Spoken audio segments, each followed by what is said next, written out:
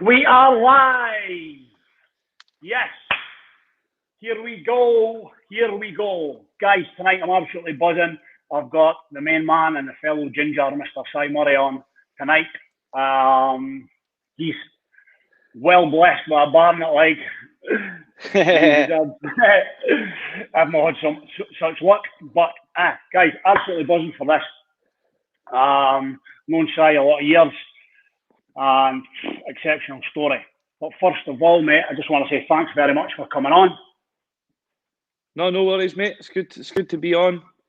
Good to get a blather. And obviously, I've seen a few of the ones before, so some good stories in that. So hopefully, people will think mine's is not bad. Quality, mate, quality. So just want to give a wee shout out to my good man Keith Arnott tonight. I've got a few new wee logos, a new logo and a few new wee graphics added to the show. Just trying to get that upgraded just crank it up a wee bit each week as we go. So big shout out to Keith, and I'm going to drop his details in the show notes as well, so that if you're looking for any kind of logo or rebranding, then you can check out what he's up to. So, Si, here we go. How you doing, mate? Good, mate. Just enjoying the sun. It's hot today. But yeah, no, all good. Just taking over. Good to be back in Dundee and that, and seeing the friends and family and stuff. So yeah, good to be back. Good, my man. Looks like you've caught a wee bit of the sun today, mate. Yeah, I got a bit. I think sunburn. I don't think I've got the tan. Like just goes straight to red. But yeah, well, I should be used to the sun being in Africa for 2 years, but you never get used to it as a ginger, do you? That's it, mate. It's a daily struggle, is it? A daily struggle, my man. Factor 50 on tap. So when did you get back, Si? Mate, I was over there, and the plan was to obviously come back after the season and that, but obviously the COVID and stuff that was going on, we decided to get out of South Africa before it was too late. And it was a good decision in the end, because we got on the second last flight out of Johannesburg, and we would have still been stranded over there.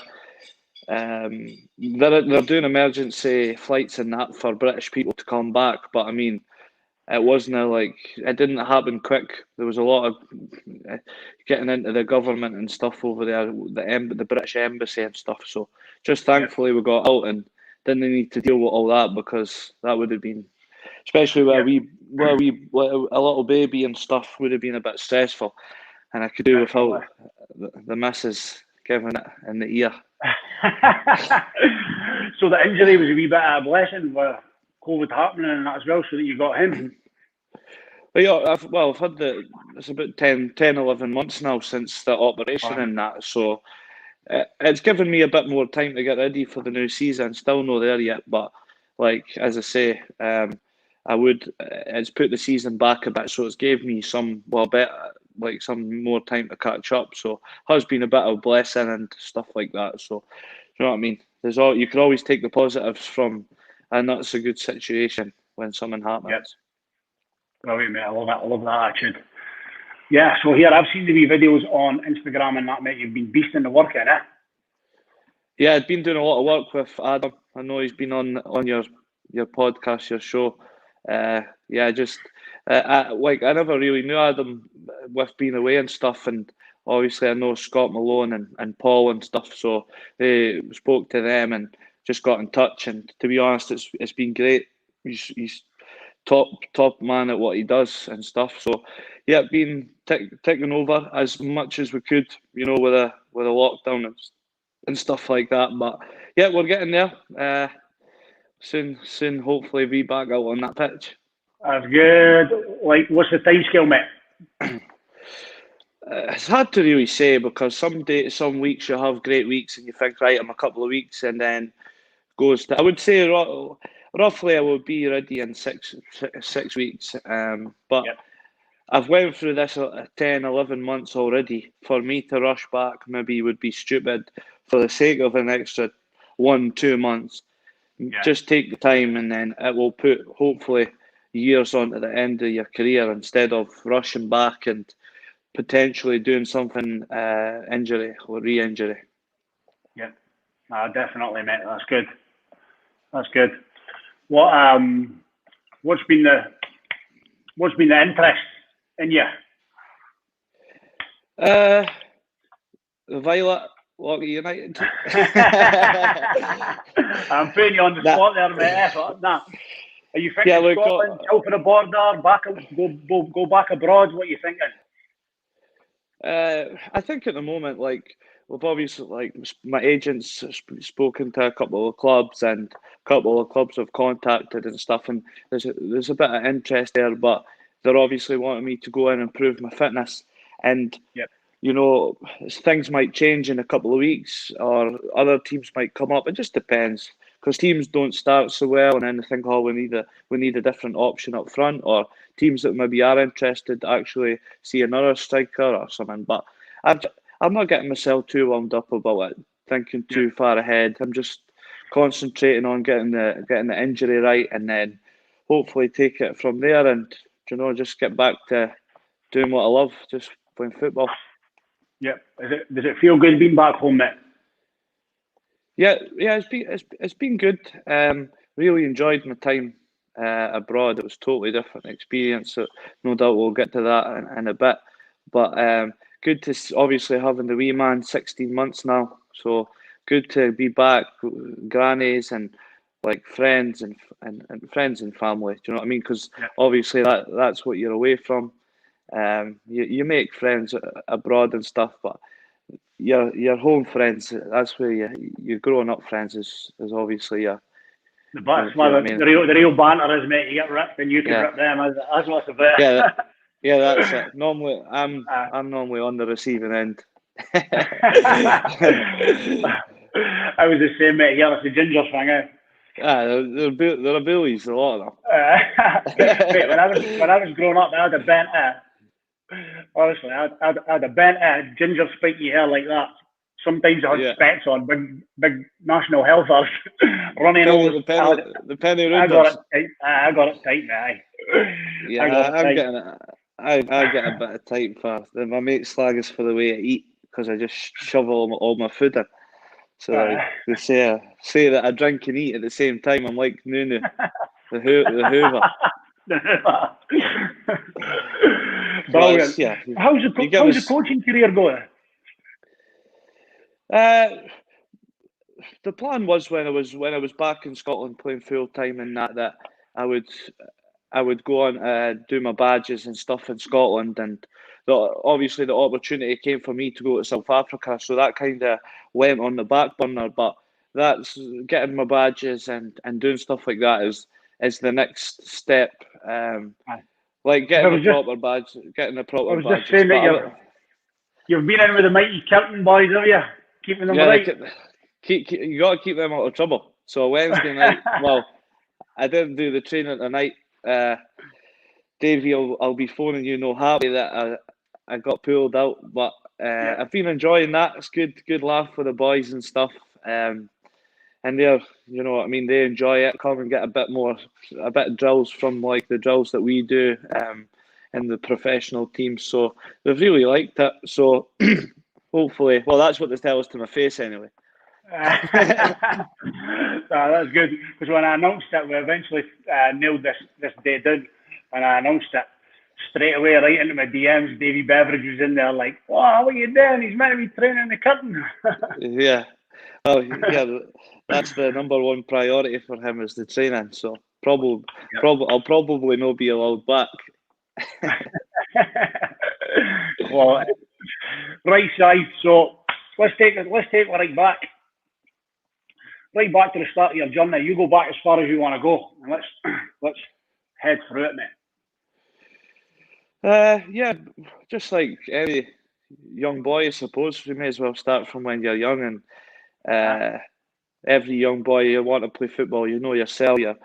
It's back then. It wasn't like what the young boys had. Well, the kids nowadays, stuck in the house on the PlayStation and the Xbox, no going out in the streets kicking the ball. That's what we all used to do. Used to be down just at the bottom of my street at my mum's. There was a little block, so I used to be out there with my best pals, and that's where it started. My mate had a goal. He just used to lift over the wall, and we used to just play there from school, like until my mum used to put the light on in the bedroom, and that's when I knew I had to be up the road. But you're talking, you were out from school at you got out of school at 3:30, and that was you until basically bedtime. You were in, showered, and then pajamas on or whatever it was. But yeah, obviously that's where that's the love of the football. You've got no responsibilities, no care in the world. You just want to play with your mates, and I suppose that's where everyone starts. I had an AstroTurf pitch actually in my back garden as a young boy. Well, my dad, he played professional football as well, so I kind of was. It was just, I was always just meant to love football, just from. Yep. I think Who did your dad play for, Shy?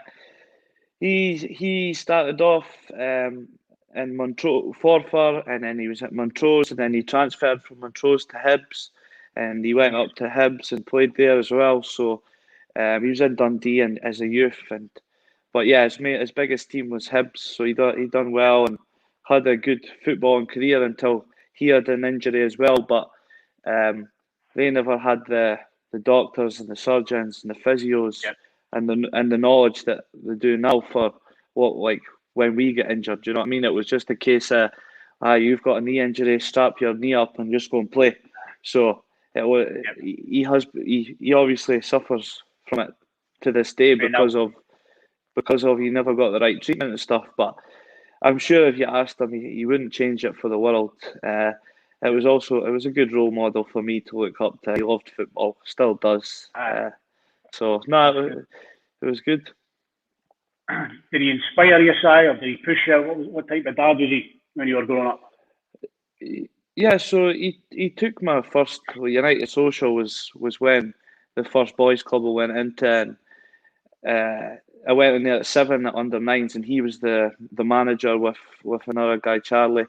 And he wasn't, I wouldn't say he was he wasn't a pushy, he wasn't like one of these dads that was shouting at the side of the pitch. He would take a step back and just give me pointers if I wanted the pointers. But when you're 7-year-old and we are playing under 9s, you just want your son to enjoy it. You don't want, you see the parents shouting at the side, and just let the boys go and enjoy the football. And I think he understood that. I know obviously everyone wants their son to do well, and that's great, but I mean, they're young boys, just go and let them play football and enjoy it. And I think that's the view that he took, just go and enjoy. And if I wanted that advice when I got a bit older, and he's always there. And obviously, as I got more serious and stuff, he would maybe say, as I got into a man, you weren't good today or whatever, but he would always try and give me some positive things that I'd done. Do you know what I mean? Which is always good, because you sell.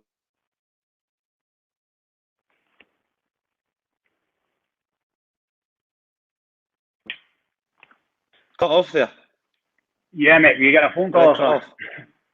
Yeah, I was getting a phone call. But yeah, you know yourself if you know yourself if you've had a good game or a bad game. So I suppose he was there for advice more than anything else.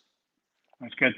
Obviously, my young lad kind of never managed or anything like that. I helped out a wee bit when he was really young, but you could notice the guys who have maybe played the game at a decent level, they're not there in shouting. It's usually the guys who have never kicked a bar before. No. They're on the sideline screaming at the bell, and you're like, "Oh man, you need to just shut up." Yeah, it's just you kind of take it away that everyone, or 90% of the people, are passionate about football, and when they get a young lad, they're obviously they want them to do well. They want them to go and be a professional, but you just have to just let the coaches nowadays, they're doing badges, they're doing the youth elite badges and all that sort of stuff. So they've got more of a clue, and you just kind of need to let them do it. And the last thing you want is if you're a 9-year-old or a 10-year-old, it's just your dad making a RC cell at the side of the pitch. But it's just because you want your son to do well. You can see both sides, but you've definitely hit the nail on the head. No, that's good. I think it was my mum that was doing most of the shouting, to be honest with you. Was probably Even to this day, if I'm playing in a good. Sorry, mate. Sorry. Nah, I'm just saying, even to this day, if it doesn't matter if it's 2,000 or 5,000, whatever, I could always hear my mum's voice through the side of the pitch. No, I was just going to say it's probably because people are trying to nail you. You're flying past them with that pace, mate. Yeah, that's it. They would always give you that kick, would they? Did I do that to my laddie? Did I hit my laddie? That's my laddie. Yeah. Yeah. So, go home covered in kicks and bruises. Did you know, even at that young age, did you know you were decent? Like looking back now, was it the best player in my team? Probably no. We had some really good talented players growing up, and was I a standout? I was good. Don't get us wrong. And my dad would say, like, even now, yeah, you were good as a kid, but I wasn't the best in my team, to be honest with you. Yeah. I think I was like, as you know, I was a bit of a late bloomer, but I had something about it, but I wasn't born with the talent that some kids had when they were playing. You get some boys that were had unbelievable talent just naturally, but I mean, was it good? Yeah, it was good. And then as I got a bit older, then I did start to take over a wee bit. But at that young age, when I was 7, especially, there was a couple boys maybe a year older than me as well. But we had some great players in the team that, if you put your money on at that time, would have probably put their money on somebody else being a football player. But as you know, it doesn't always work out like that in life. Yep. Was there any pro clubs or that? Were any when you were younger? Yeah, so the first professional club I went to was Dundee United, funnily enough. It was back when I think Graham Livingston, the guy was called, he was in charge of the whole youth setup and stuff. But back in the days, it wasn't like what it is now. It's so professional now, even at these age groups. And what actually happened was, we had Dundee boys that were United, we had Glasgow boys, and we had boys from that end. We were having to go through to travel to train through in Glasgow because the main boys were from Glasgow, and we were playing for Dundee United. And obviously now, I don't know 100%, but I'm sure it's all Gussie and it's a Dundee team and you train here. Yeah, they've got scouts and that will all obviously look all over and that, but I kind of, to be honest, when I went from my boys' club, loving it, playing football with my mates, winning all the time, then when I went into Dundee United, I said to my dad, I'm not wanting to do this anymore because we were having to get work. My dad was working, my mum was working, and we were having to get asked, you have to come through, I think it was Livingston, to end up to train for Dundee United. So it just didn't make sense. It didn't make sense, and I think a lot of the boys at that time in that team were obviously didn't enjoy it because of that, and you kind of felt like, the Glasgow boys are the main boys, which maybe they were better, but I mean, if they want to play for Dundee United, then you come through to Dundee. Do you know what I mean? That's the way we looked at it. How committed could you be to the football club if you can't be bothered driving up? Yep. You know what, Shai? And I think that went on for a lot of years because even at my age group, and I'm a good few years older than you, even at my age group and a few years above me, that's what happened, Ken. United based themselves through there. They played their home games. Through there as well when I was young. Ken? Yeah. That was mad. Well, absolute nightmare. But as I say, it was just one of these things. Went into Dundee United, to be honest, I did enjoy it at the start, and then you were playing the games, but this all happened whilst we were there, the Glasgow boys and stuff. So kind of fell out with that, and then just said to me, I ended up going to Dundee after United, which, to be honest with you, back then you were better playing for your boys' club. It wasn't nowadays totally different, but it was just we were training in indoor school in the middle, like in the middle of Charleston. That's what our training sessions were. Well, it was a high. No, don't get us wrong. That obviously even now the coaches have other jobs, and that's great. Not saying, but I mean, we were going into a school. There was no. It was just like you were playing five-a-side with your mates. So it was a bit of a shambles at the time. But obviously, as I say, totally different now. The kids have got all the facilities. Even at you pass Charlotte Street and that like Dundee West, and the stuff that they do for the kids is incredible. So clubs are it's like a whole community now, is it? It's not just like a wee boys, even kind of like boys Fairmuir, Dundee West, everything. It's like Dundee United Social, and they've built like massive communities around them. Oh, it's absolutely brilliant. Like you see a couple of my mates' sons there at Dundee West, and the sign, I think it starts from Fun Fours now. So you're there, you're with your mates, and then when you sign, you get the photo, like you're signing with a team and all that. Do you know what I mean? It's great for the kids. Whether they go on to be football players, that's not the end goal for these guys. It's obviously everyone wants to be a footballer and that, but it gives you, well, you know what I mean. You go in, you learn discipline, other things, and like respect through your coaches and stuff. So it's a brilliant thing now. It's not just you cycle up to Lockheed Park and you'll do a training session and turn up at the weekend. So when you're hitting about 16, did you hear an opportunity to go full time, or is it going to be straight into the? Did you go straight into the plumbing at 16? Yeah, I was at Baldragon school and stuff like that, and I kind of knew I had an apprenticeship before I left the school and that. So the school wasn't great for me. Wasn't like I wasn't like misbehaved or that, but I just was like any other boy. Didn't really enjoy school apart from PE or whatever it was, and then just went straight into an apprenticeship as a plumber. Never got like a full-time club or that. As I say, I think I went after I kind of fell in love with it and left Dundee and stuff. Went back to boys clubs, Celtic boys. I went back to just loved the football again. And I think at that time I was taking up golf and stuff like that. So it was kind of a weird one for me because, like where I am now, you would think, oh, you gave up football for like do you know what I mean? But it's just part of the story, I guess. So who did you play for when leaving the boys club? So when I left to the boys club, obviously I went up to the Violet actually.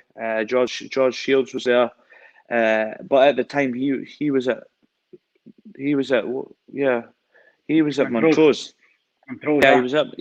Montrose. So he said, "Look, Simon, just come straight up and play under me at Montrose as the youth." So it would have been under 18 at the time.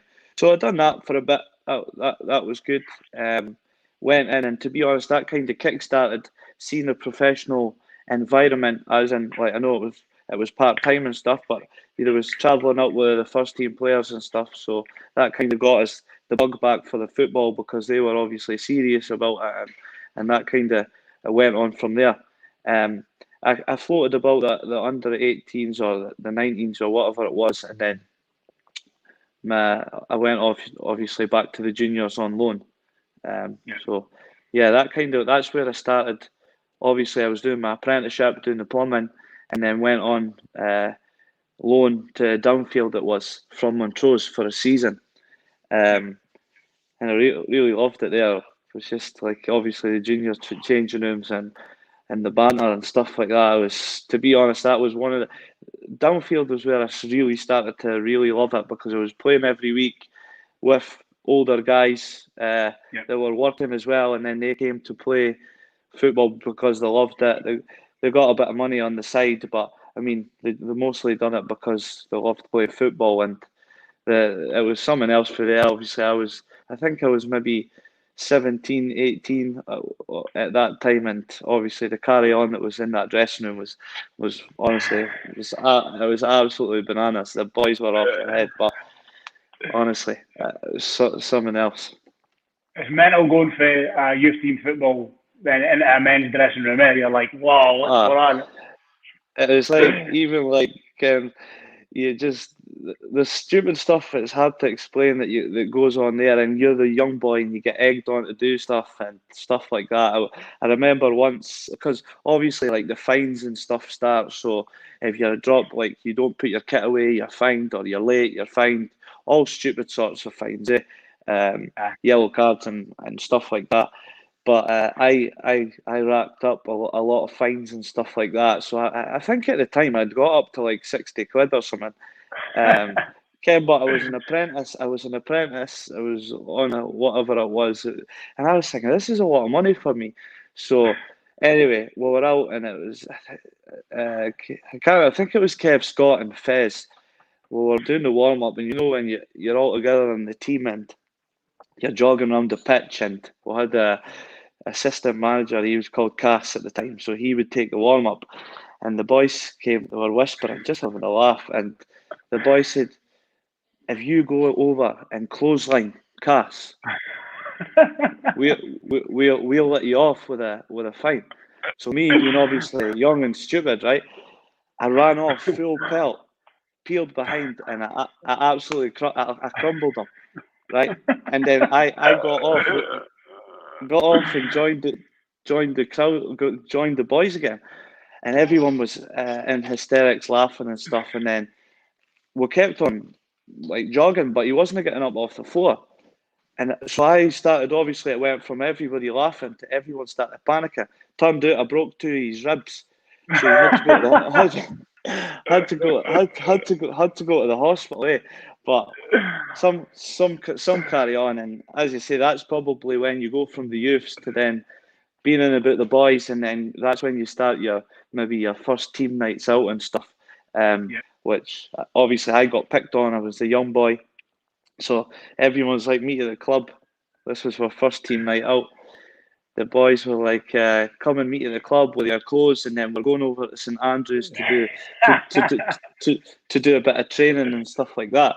So that's fine. We've done that. So anyway, put my clothes in Fez's car. Never thought anything of it. We went over, trained in St Andrews and what. Anyway, I was in this. Well, we'd obviously had the training session, got ready, and there's like a swimming leisure centre over there. Got ready in there, and then we just went out.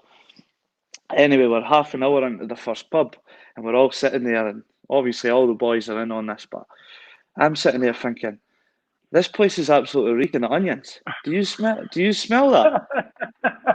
And they're like, no, we don't smell that onions, right? So I was like, it must be this boozer, and they're all just saying, yeah, it must be in here, the pub and all that. So anyway, go to the next pub. Honestly, the same again. Obviously, the place was reeking of onions, and I was like, "Oh, Simon, you must be thinking it." Then I went to the next pub, same again, and I looked down in my top pocket. They'd stopped at the shop at the top beside Doc's, bought a lawn and onion roll each, and all stuck the onions in my top pocket. So I was. What, you didn't even notice? Mate, I never even noticed, because obviously I'd had a few drinks by then, and they just packed the onions in my top pocket, and you're just stupid doing it. You know what I mean? But you take it, and that's part of it. They done that because they liked you and stuff, and they knew they could have a good laugh, and you could either just shy away from it or just get involved with it. But yeah, it was some carry on there. Brilliant. Here, did they scrub your fine? Yeah, didn't need to pay it, but yeah, I don't think Cass has spoke to us since that day. Quality, man. Quality. Who played in that team? I heard you mentioned Fez in that there. Yeah, Fez, Kev Scott, had Kit Bremner, he does the box soccer, Guy Payne, had a lot of boys. I think Danny Martin played there. Danny Boy, so still yeah, playing we now. had a good bunch of boys. Scott Lindsay was the manager and stuff, so had a good laugh with the guys. And to be honest, you know what I mean, they knew you were young coming in, and they knew that I just stuck my head down and gave good attitude. So I think they liked that as well. Scotty hates a night out, eh? Oh, he loves it. He loves a good old pint. Doesn't shy away from there. So did you go back to Montrose, mate?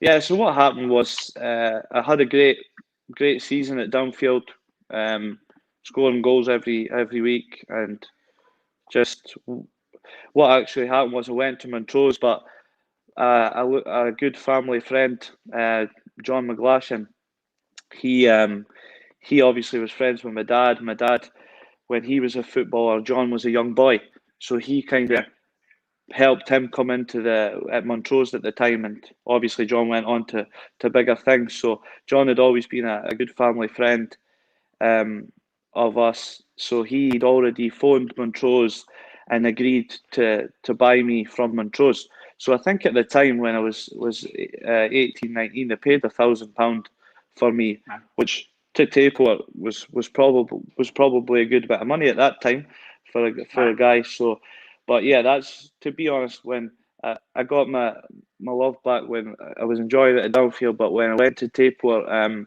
under John and his guidance, that's when I really thought that something would maybe go on, and that's when I really kicked off. Just went over there, Tayport, and just like having him as a manager was unbelievable, and he's obviously passed away now, but a great man.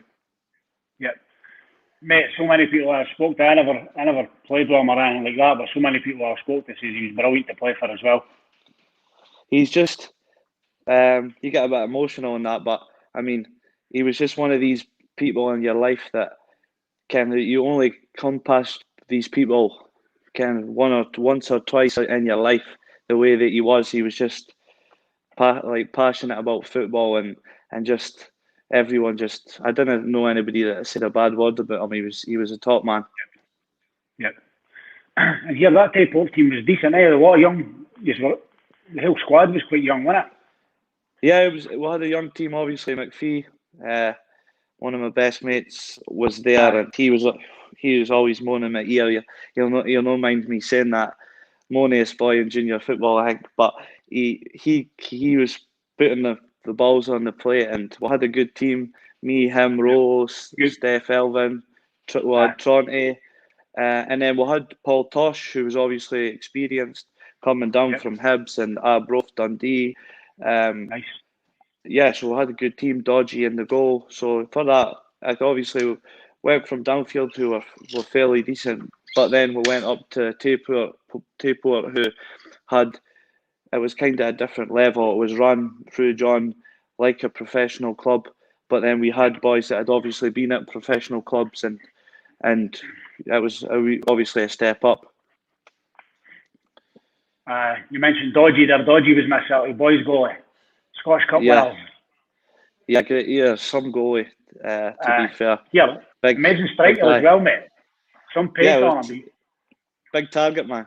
He was a good striker as well. He actually got sent off in the Scottish Cup final, just as well with 1-5-1.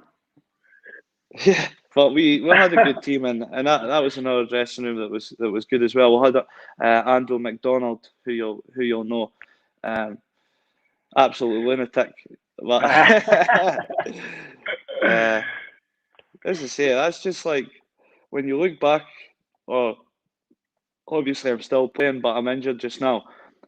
You love playing football, but at the same time, that's what you miss. You miss being in about the boys and the training, and you know the missus will say, "Oh, how do you boys like football so much?" in that, but they'll not understand what the dressing room is like and being around the boys, and it's just you win and then you go out together, or do you know what I mean? You get the Christmas nights out and stuff, which is also good, and you make good friends with obviously your teammates and stuff, which is another bonus. Definitely, mate. Like, I stopped playing at 30, which is young, but 6 years ago, mate, and see for that whole 6 years, actually until I started doing this, mate, because just bringing people on and having the banter and having the chat, it was like for 6 years, man, you're just sort of, you've not got that same camaraderie, the banter, because it's constant, is it? It's constant. You're in chats, you're in heads, and it's when you come away from it, it's a big difference, like. Yeah, that's one thing my dad would tell us, that the laughs and the stories, and that's another thing John had. Would go for a coffee every week just after my work. He'd say, "Come and meet us. I'll give you a bit of advice," and he would just tell you stories about his experience in football. And John was quiet, but he would tell us about things that had happened. You know, so that's what obviously you love about it as well. Brilliant. So you went to Oz, mate. Was it from Tayport you went to Oz? Yeah. So what actually happened a wee bit is, well, I was at Tayport doing really well, and just for whatever reason, I wasn't getting that next wee step up, and I had a chance just to go to Australia, and thought I would go. And this is where it gets mad, because obviously I took a year out, and I went to Thailand on the way over. I think we were there for a month, and then went to Australia. And I honestly, apart from playing volleyball with a foot at the beach and stuff like that, I never played a football match. Like I trained with a couple of teams, but it was, do you know what I mean? It was 5-6 times. But when I look back now, that was actually what gave me that. Do you know what? I need to go back there, and that's when I need to start. Do you know what? Because obviously John was phoning me when I was there. He said, "Simon, look, you could be getting it. I could get you in and get you a chance to go and play," and that's in turn in the end that kind of gave me that kick up the backside to come back and give it a go properly, put my head right on it. But I mean, that year away was brilliant. Obviously, seen Australia, seen Thailand, went to Singapore, all these places when I was I think it was 20-year-old. I was 21, and went off with my mate Scotty and stuff like that. So it was great. So good experience. I heard you're the business that's singing the Flower of Scotland in the buff, mate. Yeah, that's one for the shower. Well, that's no story for Instagram. We'll just leave that one there. We'll leave that one there. All good fun, but sometimes comes to bite you in the ass. Brilliant, mate. Brilliant.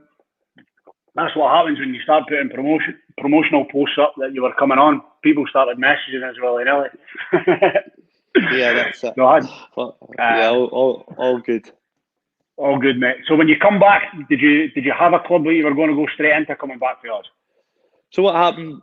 John had, for whatever reason, he left the Tayport, and then he actually went without football. He was doing other things. He was concentrating on other jobs, and he got offered to take the Violet for the last 6 months of the season. They were like bottom of the league, and they wanted him to come in and try and keep them up. So he was on the phone saying, "Look, come back to me, play the last 10 games, and then you'll go on to like Arbroath or Montrose at the time." And I said, "You know what? That's good. Get games under my belt." So I think I played 8 games, and I ended up scoring like 13 or 14 goals towards the end of the season, just coming back straight from Oz. And actually, the Arbroath chairman had already signed. So basically, John set me up with Paul Sheeran, who was the manager at Arbroath at the time. Bobby Lynn had obviously spoke to him as well, because Bobby he was one of the guys before I went to Oz saying, "Look, I'll get you in at Arbroath, get you a trial and stuff like that." Didn't end up obviously happening. Then we came back, and then I went up on a Tuesday night to the Arbroath. Well, it was Perth that were training at, and honestly, Paul Sheeran had even said, "I've never seen somebody come on a first training session," and I could even say this myself. I was everything. I was hitting, I was shooting, I was turning, I was volleying. Everything was just going to goal. And he was like, he was saying to Bobby, who is this boy? And then he phoned us the next day. He says, "Simon, I'm on my way to Dundee. I want to sign you right now." So I got free fish suppers and mushy peas a week. Brilliant. Because mate, I was at Lockheed at the time, and I remember you came and played in a pre-season friendly, and I think you scored 3 or 4. Yeah, I scored. We were playing for West End. We were playing in a friendly, and Steve Leahy was the gaffer at the time, and we still laugh about this now. Obviously, I hadn't played football in ages, and he was like, "Come back." So I was obviously buzzing to play, and then I scored a header, and I went away and started celebrating. I remember that. I didn't play that. I was sorry, mate. On you go. You were away like that. Yeah, I said turn around.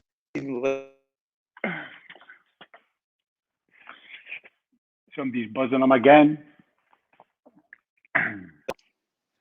Sorry, mate.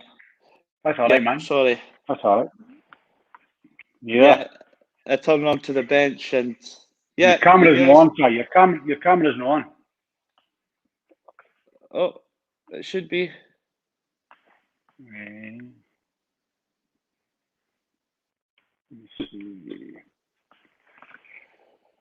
Yeah. Yeah. Well, I'm here, but it's not. Did you see me? Yeah, I can see you. There we go. Oh, it was a way to come on there 2 seconds ago.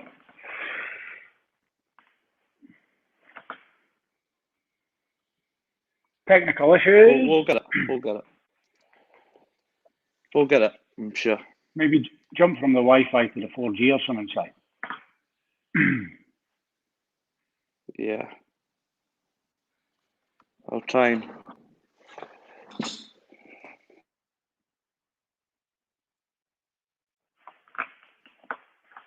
Here we go. That looks like it's coming through, side.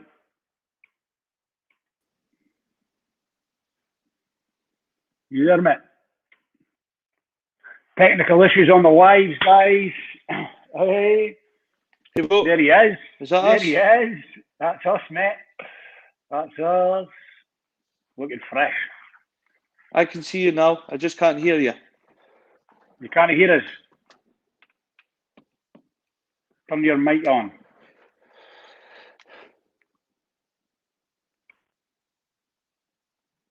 You hear us now? Can you hear us, Si? Can't see. I can see you, mate, but can't hear you just now.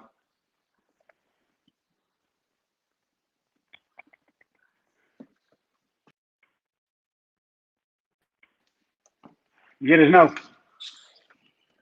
Hello. You hear us? Your Bluetooth.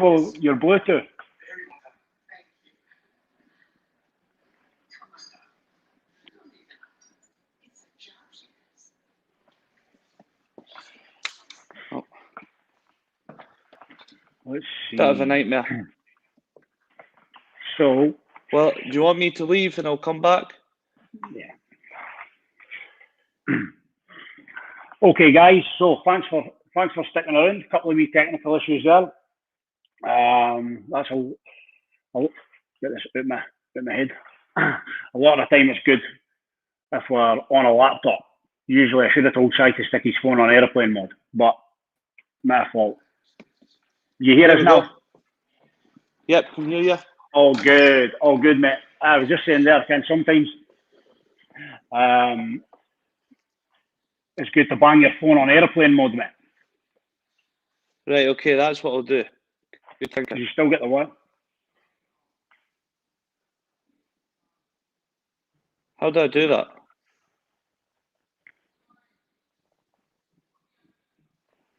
You there? Nice one. Is that us? Yes, that's us, mate. Well, good. That's good. That's right, good. back to action. Sorry about that. That's all right, mate. Where were we? Yeah, so I was just saying when I was at Lockheed, you played the friendly and turned around and celebrated, and Lee Wilkie and all that was laughing at us when it obviously scored. I just got caught up in the moment, but good times. You were blowing kisses to the fans and that, mate. Yeah. It's 'cause but yeah, so when it signed, I went up and met at McDonald's beside the ice rink, and Paul Sheehan said, "Come here, we just agreed some money and stuff like that." Well, it wasn't about that for me. I just wanted to go and play and get given the opportunity to go to Arbroath and play professional. So we went, met him in the McDonald's, and then that was it. He said, "I'll see you at the first day of pre-season." So obviously I was over the moon, and the decision to come back was well worth it in the end. No, that's brilliant, mate. Yeah, there was some team that you went into. Yeah, we had a great team. Well, looking back now, I joined pre-season, and obviously seasoned professionals and boys that were experienced, maybe coming down the leagues, but also guys on loan from Hibs and Hearts and Aberdeen and all that sort of stuff. So had Bobby Lynn, obviously, who's the little magician. Unbelievable, what a player, honestly. Paul McManus, we had Mark Watley. Obviously, Paul was my big strike partner there, so he was the one that really took us under the wing, because we were both strikers playing up front together, and kind of showed me the ropes in the professional ranks, and just kind of done. We were both really hard working strikers, but he had the knowledge of the professional game, which I didn't, and I just took to learning, and he loved that the way that I was. He loved the way that I was enthusiastic and willing to learn, and it just we had a great partnership. I think we ended up scoring like 40 goals. It was like 30 goals between us at Christmas or something like that. But we done really well that season. It was a great time. Bobby chipped in with a good few that season as well, did he? Yeah, he was scoring goals that nobody else knew how to score. Though he was scoring top left foot, right foot, you name it. He was, honestly, he's got all the natural ability that anybody could ever ask for as a football player. And some of the there was a goal he scored, I think it was against Clyde the first time, and he cut in and shot it with his left foot. Honestly, it was like a top world class goal, and I think that's me, and we were just looking at each other thinking, this boy's we're not on the same level as this boy if he's doing things like that. But great lad as well in the dressing room. Obviously has the experience of being at the clubs he's been at, and just the down to earth man that he is. Some boy. Loves a night out, does Bob as well, eh? Yeah, I think he's calmed down a wee bit now. He's getting old. A wee bit, right? He's getting old. You're saying he was on another level. Ken Big Rab Douglas was on last week I think it was, and he was saying like how good Bobby was in the championship, last season. Unbelievable. Yeah. Oh, he's like, for me, obviously he's a bit older now and stuff like that, but he's just as good as any player that I've played with. He's got that sort of special things he does with the ball. It's no normal that he was down at that level, but it's just these things happen in football, and he was obviously getting looked after from Arbroath and stuff like that, which is great. So, great guy, great player. Yep. I think it's hard as well, Ken, when you're working and you're getting a wage to gear that up to go back full time, because you'd probably be trying to live on half, then to have to make the sacrifice. Well, that's it. Eh? So sometimes, depending what sort of level you go at to full time, you're sometimes better off being at a really good part time club, which Arbroath is, And you seen last season that they compete with Dundee United, they compete with any team on their day. So if people like to do their own careers, do you know what I mean? You get lawyers, you get plumbers, you get sparkies, bin men, do you know what I mean? All sorts. Yep. And football for them is another job, which at Arbroath and stuff for a part time is paid really well. So do you know what I mean? They get the best of both worlds. Yep. Bobskin was actually telling us about his 30th birthday party. Oh yeah, that was. Tell us about it. I think. Well, I think that's when I had the boys up to my flat before it, and it was Halloween, around about Halloween. So my neighbours had all lived in like a block of flats, and they had the decorations all down the stairwells, and we got in two separate taxis. And when I got to Bobby Lynn's party, the first set of boys in the first taxi had all the decorations on from the flats. the skeleton glasses and the pumpkin hat. But good laugh. It's just boys, you know what I mean? We'll never grow up. Were you stashing apples about the place? There's a good chance there was apples. Bobby says he was still finding apples like weeks later. Oh yeah, that's well. We went back to Bobby's for an after party. He had the DJ and stuff in his kitchen, and the boys were all hiding his fruit around the house. Brilliant, mate. Brilliant. So United came in for you quite soon, mate, didn't they?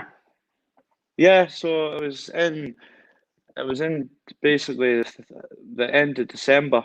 They came, well, obviously the January window was opened and stuff like that, but we had a game we were playing, I think it was on maybe the 1st or the 2nd of January, we had a game against Montrose.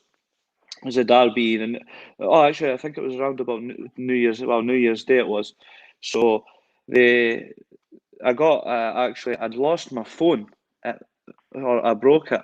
There was a surprise, but I got a message on Twitter on my inbox when I went on my iPad, and it was Todd, the assistant manager at Arbroath. He says, "Simon, what's going on? We've been trying to get in contact with you for the last couple of days." And I thought that was me. I'm in trouble. What have I done here? Or I thought I was getting dropped for the Montrose game or something. And he says the gaffer's the way to call you. So Alan Moore at that time, he was the gaffer. He phoned. He says, "Simon, you've got yourself a move to Dundee United. Jackie McNamara's going to phone your house in 5 minutes." And I thought, typical boys taking the mick here. It's going to be Bobby or Paul, one of the boys on the end of the phone, just putting a Glaswegian accent on, pretending to be Jackie McNamara. But in the end, it was Jackie phoned the house, and he said, "Look, Simon, the deal's done. Just need to obviously agree the personal terms, and we're coming to the game tomorrow, and really hope that you'll enjoy Dundee United Football Club." And he obviously talked it more in depth about the club and what they're trying to do, and it was really good. Obviously, when you're a young boy, you were watching Jackie, Scotland captain, Celtic captain, massive name in football, done an amazing job with the young players at Dundee United. So he said, "Oh, I'm coming to your game tomorrow. Don't panic. Just pretend that I'm not there." But I said to him, obviously, I'm going to I was thinking to myself, well, I'm not going to be able. I'm going to be panicking now. But I ended up scoring the next day. So, and then the deal was done the next day after that. And yeah, it was obviously a dream come true to sign a full time contract.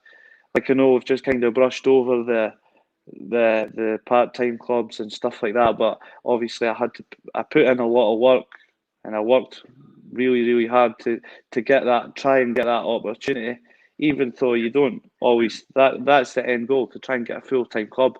I never thought it was going to happen the way it did, but I always worked hard when I came back in, and luckily I got the opportunity, which basically changed my life. Yeah, it's amazing, mate.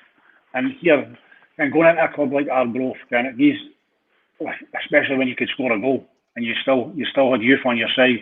You're banging in the goals, mate. It was just a matter of time, was it? Yeah, to be honest, Did you feel it when you were in the moment and that was going on? You were scoring all the goals. What was the chat like in the dressing room? Were you feeling, yeah, I'm on the move here. Like I'm getting there. Oh, do you know what it was? Because I was junior and I was that desperate to get the opportunity at Arbroath. When I was at Arbroath, I just loved it because I was playing. My mates were texting us the picture of Gillette Soccer Saturday. I was scoring, and the boy was saying my name. I'll be honest, I wasn't even thinking about getting a move. It was like it wasn't even. I was just enjoying Arbroath that much. I thought this is unbelievable. Like playing your name on Sky Sports at the weekend. Yeah, that's what it was, and you were getting win bonuses and stuff through there, and you were making like it was really good. And I remember I scored this goal, I cut in from the left, and hit it with my left foot, and it went in. One of the few left-footed goals I've scored. And I remember walking back to the circle, and Bobby said to me, he said, "You're gone." I said, "What?" He says, "That's you. You're getting a move." And then he turned out he was right. I never even thought it wasn't one of my. Well, obviously the ambition was to try and be a full-time footballer, but I mean, I was just in the moment and loving the football. That it's an amazing club, unbelievable club, and had a good team, and I just thought I'm happy with this. I wasn't settled, but at the same time, I'd just signed for Arbroath, so it wasn't like I was in a rush to try and get to the full-time football. It just happened, and obviously, look, thankfully it did. Because it's obviously been the best. It's every boy's dream. Yeah. Part of the deal was that you went back on loan, was it? Yeah. So I signed in January, but I trained full time with Dundee United, and then I played at the weekend with Arbroath, and trained Tuesday and a Thursday with Arbroath, and played. So it was a lot. It took a lot out of us because I was used to working and training only twice a week. But then I went straight into full-time training and training at night, and then playing, and it took me a good few months to get into the full-time schedule. Yeah, that's good, man. That's good. So coming into the summer, Si, going to the Mighty Arabs, because you're a Dundee fan, are you? Yeah, I was a Dundee fan growing up. I had a season ticket for the Bobby Cox. That's where I went. Yeah, I was Dundee fan. Shh, don't tell nobody. I had to drop that in, mate. It feels how many people have messaged me because I put up that photo with the one with me and you, but you've got your United top on. They're messaging me like, "What you doing? He's a Dundee fan. Get one up with his Dundee top on." Yeah, there was a few rumors about that. I had a Dundee when I was at United. I had a Dundee tattoo, but that wasn't the case. I've not got a Dundee tattoo yet. Yeah, he just said yeah. Nah, I'm only kidding. I'm only kidding. So what was it like going full time in the dressing room on a daily basis in that side? Yeah, it was when I first went in and obviously in January. I was nervous because like the team that they had, Stuart Armstrong, GMS, Sean Dillon, John Rankin, all these guys, do you know what I mean? Like you watched them on the TV, like they were obviously that's what you watched. So it took us a bit of getting used to it at the time and stuff like that. It was obviously that was the biggest thing. I'd obviously went from Arbroath, who were a smaller club than Dundee United, and if you had a good game, you got praise. If you had a bad game, you got a little bit of stick. But then when I went to Dundee United, it's like the higher you got, the higher the highs were, but the lower the lows. So you got higher praise when you had the good game, but on the other end of that, you got even more stick, whatever it was. How did you deal with that? That was hard. How did you deal with that? Yeah, that was hard. That was hard because I just went from playing plumbing and playing football, and there wasn't much of, do you know what I mean? He's no good enough, or this, that, and the next thing. To going into a full-time club where, as Dundee United were sitting second in the league that year, and then obviously that was the season that we then ended up getting relegated. So that actually, like looking back now, or if I could change the relegation, that would obviously be the one thing in my career I would change. But I mean, the things that taught myself with obviously sticking in there and never giving up. I mean, like with obviously the hard to describe it, but what obviously the lows that we all went through that season that we managed to obviously you have to kind of learn to put it to the side. Which wasn't easy because obviously a massive club and a lot of fans that were obviously bitterly disappointed. Yeah. When you went in at United, did anyone take you under their wing, look after you? It wasn't really, to be honest, it wasn't like that, because this is where the foot. Let me put a light on it. It's dark there. Yeah, this is where it kind of changed a wee bit because you've got boys that play part-time football and then the work that it's kind of not. It's not their number one job. So when you go in there, no matter who you are, a lot of boys they're looking out for their cell because this is what pays the bills. Do you know what I mean? I know that's kind of harsh, and not every player is like that. Like the more experienced players, like John Rankin and Paul Payton and Sean Dillon, would give you advice, but then maybe a striker that's we're fighting for the same position. They might not like help you out as much as what as a proper like a teammate should be, and that's where the full time gets a little bit cutthroat. Like dog eat dog. Whereas when you were doing it at Arbroath, you had a more senior pro coming doing the wee bit, and Paul McManus was there. He was to look after you and teach you the game. Yeah, that was it. He'd obviously had a great career, scored God knows how many goals, and he thought, you know what, this young boy's got a great attitude, and obviously we played with two up front, so he was going to be one of them anyway. But I mean, he took me under his wing. He didn't need to, but he obviously did. But I mean, we were playing one up front at Dundee United, and we had 3-4 strikers fighting for the same place. So it was more of a like dog eat dog, and like that's the way it goes. Yeah, but here relegation obviously was tragic for the club, but it worked out all right for you, Si.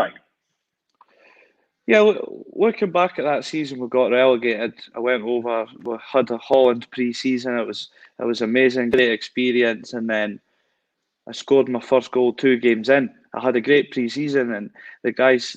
Well, Jackie said to me, "Look, you were brought in here as like a 4th choice striker at that time because you'd come from Arbroath, and then they had like Billy Mackay-Henry and I think it was Robbie Muirhead at the time that they paid a bit of money for.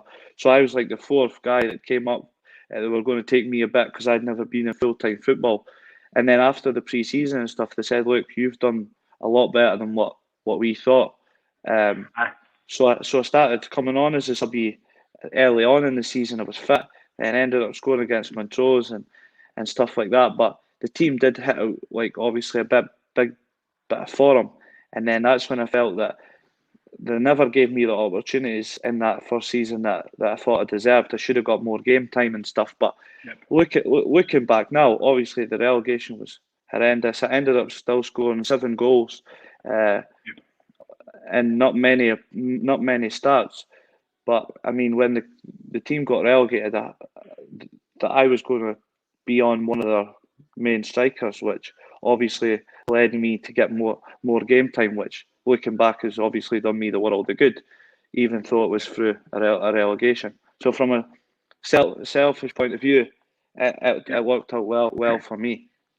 Yeah, but mate, it's kind of that's the case a lot. It's going through tragedies with a club, big things like that creates opportunities for people that can springboard your whole career.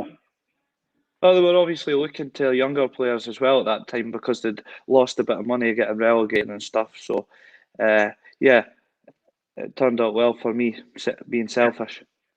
Did you enjoy your time at United?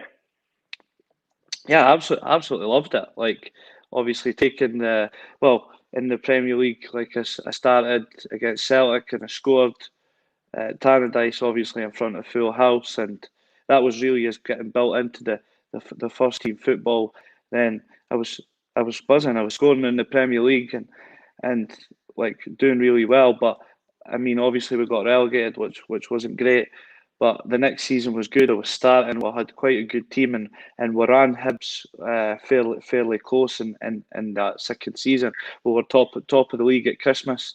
We beat them 1-0 just around about the Christmas time. And you know, it was going well, and we just fell away towards the end. And then we did pick up in the playoffs and stuff, but the last game against Hamilton we just lost. There was so many games back to back, and we just run out of steam in the end. Yeah. What was it like after that game that night? What was the dressing room like?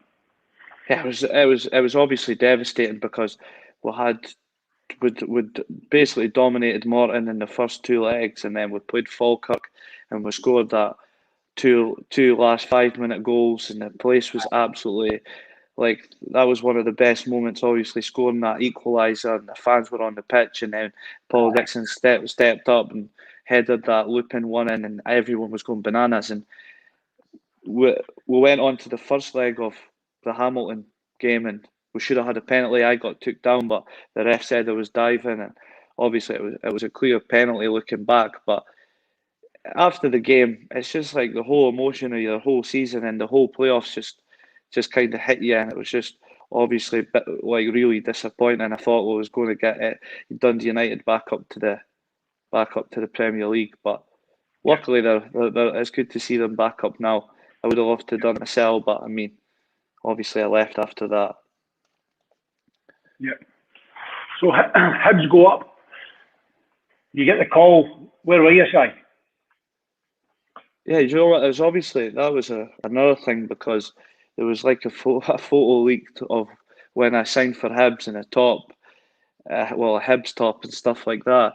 And looking back, it looked a bit disrespectful on the Dundee United fans. Because what actually happened, we played the Falkirk game, and I actually signed the day after the Falkirk game. So it was even before any of the two legs had started against Hamilton. I'd already signed. Right, okay. But the picture got released after the day of when we got beat from Hamilton that put us out the playoff. Yeah. So the fans had obviously thought after that playoff, I went and signed the day after, all being happy and stuff. But that wasn't the case. I'd signed a week before, or even after when I started the first playoff, and I was obviously fans would have thought, oh, his heart wasn't in it, but anybody that knows me, that wasn't the case. I was still giving 100%, even though it turned out not to be good enough in the end. But yeah, I got a phone call from Neil Lennon.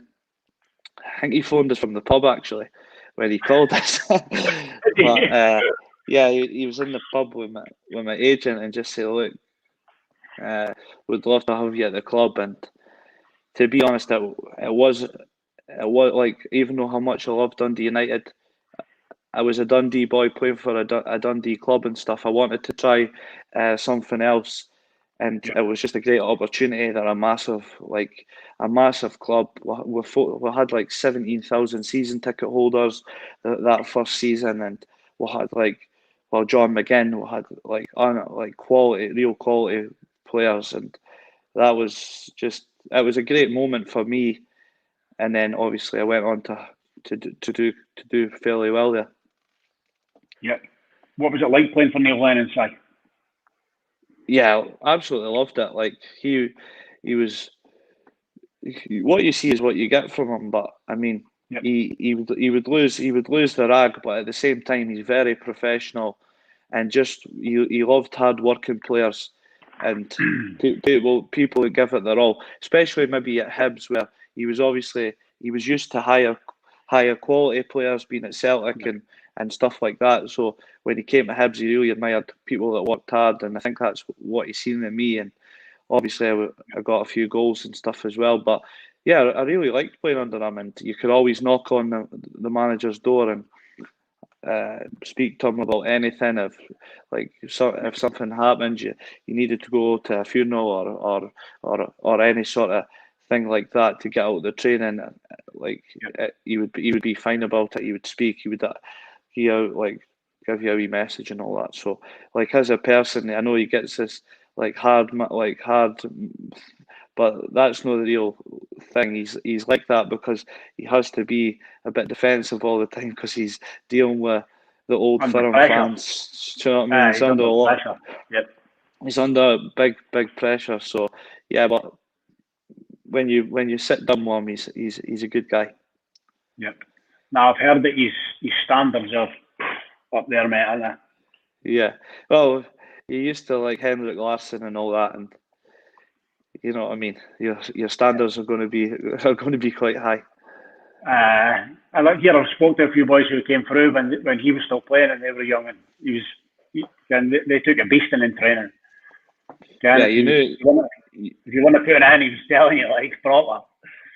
You knew fine well if he was in a good mood, or you knew if he was in a bad mood. If we got beat at the weekend, he wouldn't have give you a minute. If he thought training wasn't good enough, he would step in and he would let you all know. And I think obviously that's why he does so well as a manager, and that's how we had a great season as well that year. I think he probably struggled going down to a club the size of Hibs, being at Celtic for so long, kind of working with that it's bad quality, but usually working with Celtic players going down there. If you play for Celtic, the chances are you're a national team player. It's some national team, or you're at you're definitely a definitely better quality player. That's why they're the best team, and they're used to winning all the time, which he was, and he used to say that I'm used to winning. I'm not here to finish third. I'm wanting something. So yeah, he was used to winning, and he kind of brought his high standards with us, and the boys did go on to have a good season, finishing third and whatever. So turned out good in the end. So I've got a wee question here for you, by the way, mate.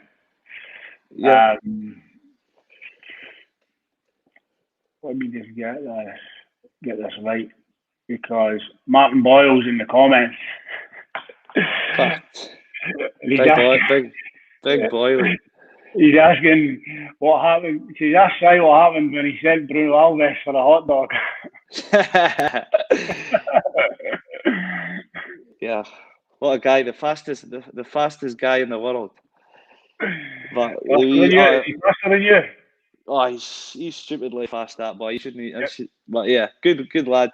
But yeah, you played him in pros together, didn't you? Yeah, he was in the first team at that time. But yeah, I knew him from there.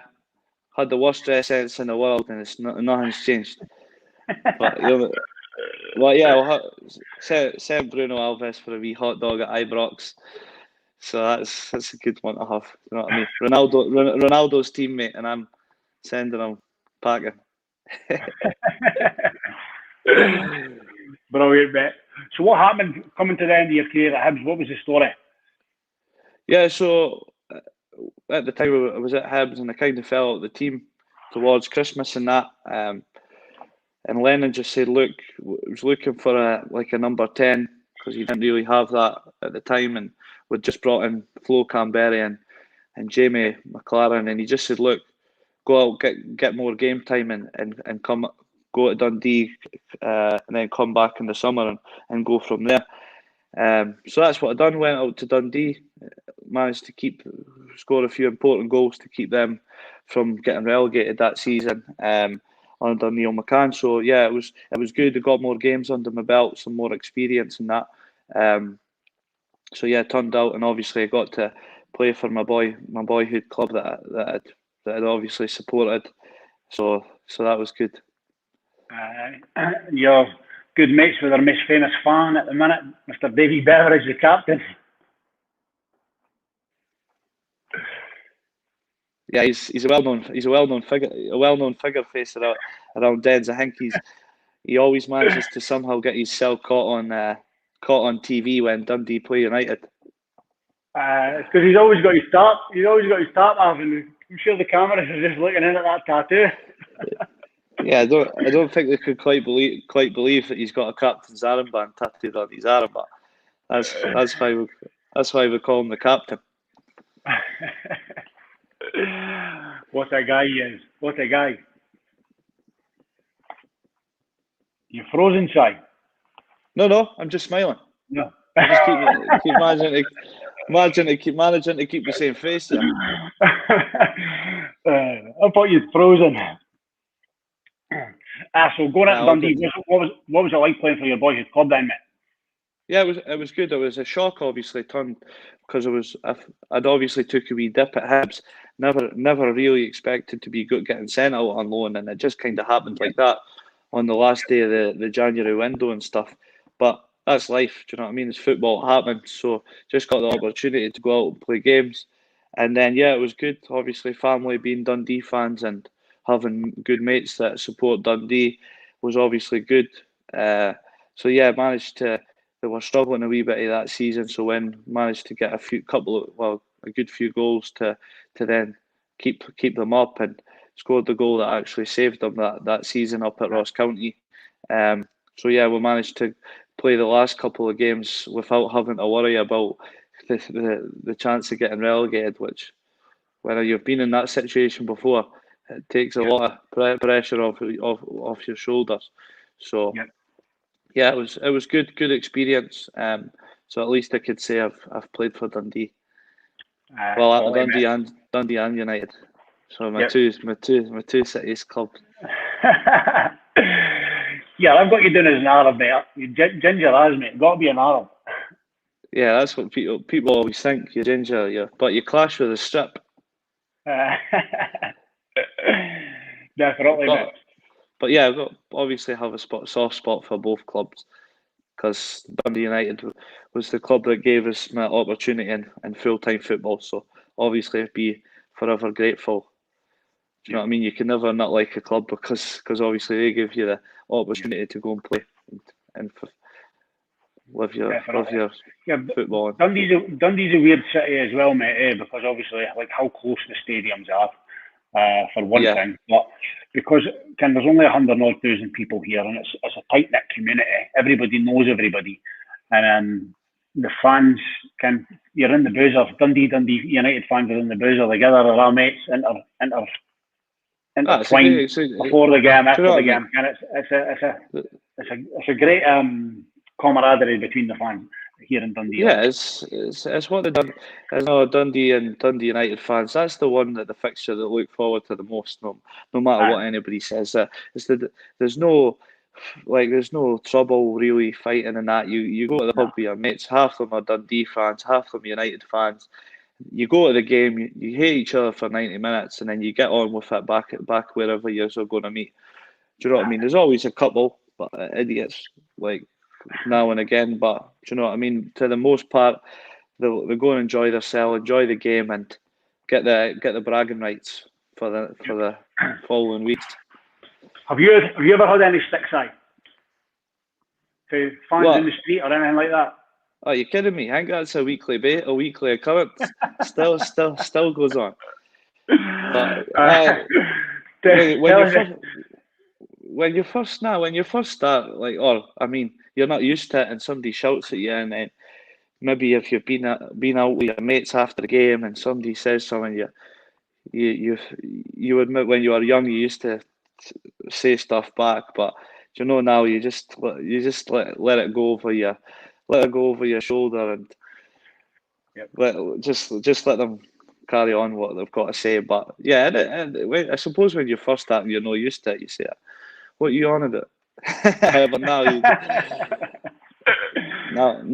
you just kind of be professional and just let them go on and just carry on, just do whatever. But on the most part, the fans are always great with you. Obviously, if you have a bad game and whatever else, you always get one or two, but most are encouraging and positive, especially if they see that you've worked hard and they know that you're giving it 100%. Quality. So after, do you know what? First of all, what was it like playing for Neil McCann? Yeah, he was good. Yeah, he was another. Well, he could be angry at the times, but had a good way that he wanted to play football. Just for some other reason, never clicked with him at Dundee, but He's a Dundee legend. The fans love him for what he's done over the years. But yeah, he was good. He was a good guy. I could honestly say that all my managers that I've worked under, I've had like I've not really disliked any of them, to be honest. They've all had good things to like good positives. Obviously, you don't agree if they don't play and stuff, but players could be too quick to say, "Oh, I didn't like him," but then you look that they've not played you. But just take them for what they are, and if they don't play you, then you have to kind of sometimes look at yourself. Yeah, 100%. So back to Hibs, Dundee survived. You're back to Hibs. How long were you there before you got the call for the? Yeah, started the pre-season and stuff like that, and went back and Lennon said, "Look, you're back now. Let's try and start the season the way that you started last season, and then kick on again. Let's get back to it." And then maybe a couple of weeks later, I had an offer from abroad, South Africa, and I just went and spoke to the manager and just told him that it was obviously better for us to go there, like financially and stuff, and a good opportunity to play abroad. So we spoke, and then after the end of the meeting, he just said, "On you go, son. Just we'll come to some sort of agreement," and that's what they done. So yeah, he was sound about it. At the same time, he knows that it's a bit like it's not like every other job. It's a shorter career. So if some club's going to maybe give you a bit more or whatever, then it's not all about that. But I mean, it's a short career at the end of the day. So he was more than happy for me to just go and do what I wanted to do. That's good. What was the standard like over there? Really good. Really surprised when I went. Like we had about 10 or over 10 international players. We had the South African captain, the goalie, the left back. Had like most of the players had played for Bafana or other African national countries. So yeah, it was really good. Had a lot of like other talented teams as well. So it was totally different style of football. You could be playing in 30-degree heat, so the running and the pace of the game was slightly different, but another learning experience at the same time as a different style of football. And yeah, it was good because obviously I got to see another culture as well, which was obviously amazing. Which was amazing. Where did you stay over there, Si? We were based in Johannesburg. That's where we were, and then obviously we had to fly to different games. There was 5 teams from Johannesburg, but then the rest of the teams were all out with.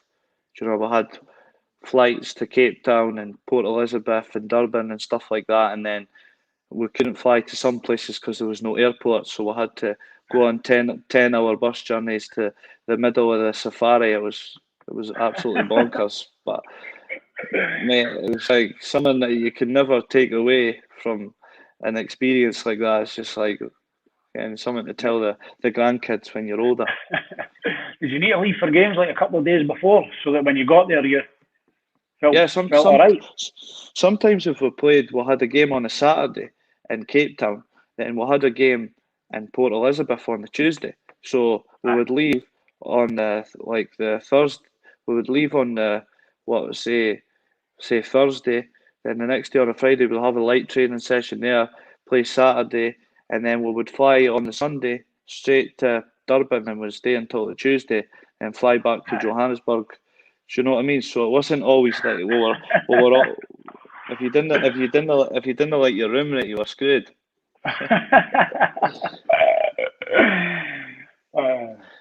That's not much training, man. Flying games. Yeah, there was a bit of that, but I mean, like for the part, you would play a Saturday, and you had home games and whatever else. But if you had a game away on a Saturday, you would fly the Friday morning most times. Then play the Saturday, then come home to Johannesburg if you had a following game. But it just depended where really the fixtures landed. But yeah, if you had a home game, always in Johannesburg, and then wherever the away game was, you were off on the travels. Could you have seen yourself staying there, Si, or was that time enough for you?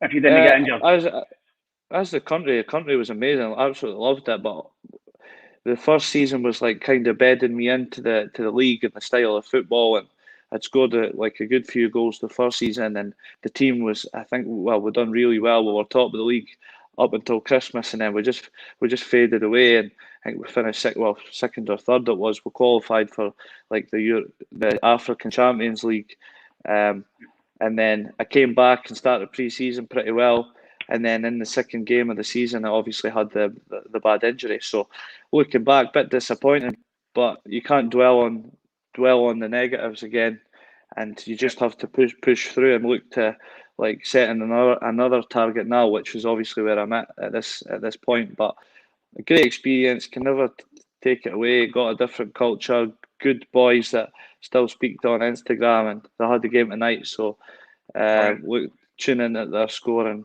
stuff like that. But yeah, as I say, another team, but you move on. What actually happened, Si, to your knee? Ruptured my ACL, so obviously the ligament that holds the two knees together stops it from turning. Totally snapped it. Had an operation over there. It was a guy who operates on the Springboks players, so I was in good hands. So just at the moment, as I say, working with Adam, building that the muscle up and that, but don't think I'm too far away now. That's good. What was it, a tackle? What happened? Just twisted, non-contact, kind of a wee tackle, like, but it wasn't that caused it. And then I stuck, kind of turned in the grass, and I was running that fast, and I just got caught up in the grass and that, and just obviously just gave way, snapped. But can't be helped. These things, it's just another injury. But you got to take the good with the bad, or the bad with the good. Quality, mate. So obviously we touched on it a wee bit at the start, mate. But you've been going through your rehab. How good has Adam been for you in here, as well as? Yeah, mentally really good.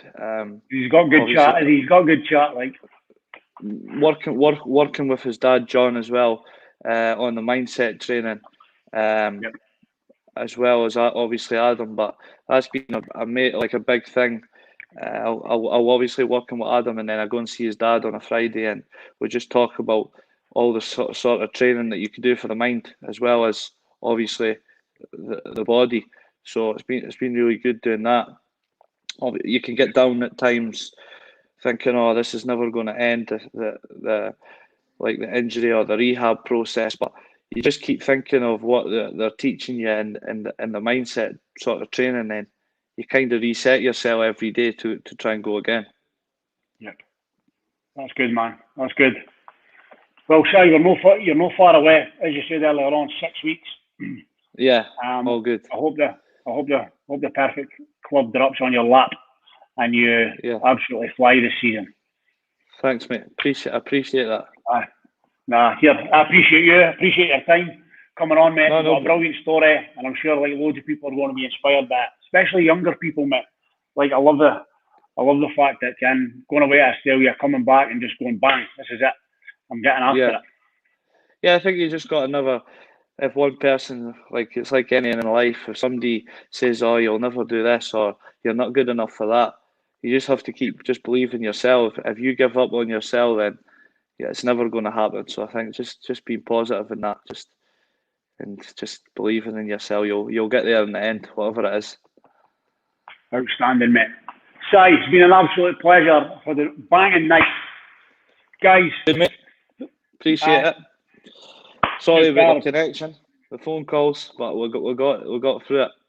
Yeah, it's just another wee obstacle we've got to get over, mate, is it? That's it. Just another wee obstacle. You've got to take them risks going live. You know what I mean? That's it. That's it. What can you do? That's it, my man. So, guys, thanks very much for tuning in. Unbelievable story for Si. Wish him all the best for the coming season and for the future. Drop your comments in the box. Any questions that you've got, we'll get back to you. And yes, like the show, subscribe, and have a banging night. Peace out.